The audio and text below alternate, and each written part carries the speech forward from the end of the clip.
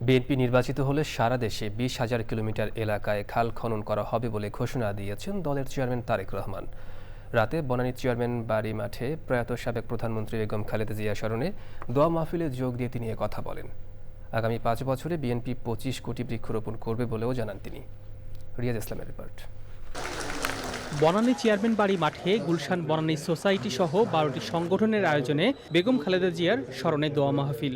সহধর্মিণী ডাক্তার জুবাইদা রহমানকে সাথে নিয়ে আয়োজনে যোগ দেন বিএনপি চেয়ারম্যান। খাল খনন, বৃক্ষরোপণ, বেকার সমস্যার সমাধান, শিক্ষাক্ষেত্রে আমূল পরিবর্তন, ঢাকার যানজট কমানো, নদী দূষণ রোধ, গণপরিবহন ব্যবস্থাকে উন্নত ও মনোরেল চালু সহ দেশ নিয়ে তার বিভিন্ন পরিকল্পনার কথা তুলে ধরেন তারেক রহমান।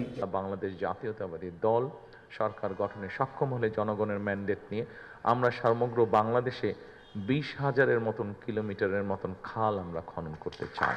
৫ বছরে আমরা ২৫ কোটি গাছ আমরা রোপণ করতে চাই, বছরে ৪ থেকে ৫ কোটি গাছ।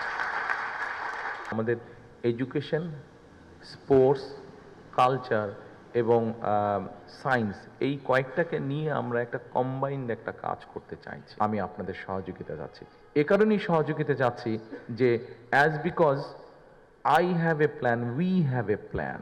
রাজনীতিতে বিরোধী দলের সমালোচনার চর্চা বদলাতে হবে বলেও মন্তব্য করেন বিএনপি চেয়ারম্যান। অপোনেন্ট সম্পর্কে অনেক কথা বলতে চাই, কিন্তু সেই কথা বলে কিন্তু আমাদের সমস্যার সমাধান হবে না। পলিটিশিয়ান হিসেবে আমি যদি বলতে চাই, আমি অনেক বলতে পারবো পলিটিক্যাল অপোনেন্ট সম্পর্কে, কিন্তু সেটাতে না আপনার কোনো ফায়দা হবে দিন শেষে, না আমার কোনো ফায়দা হবে দিন শেষে।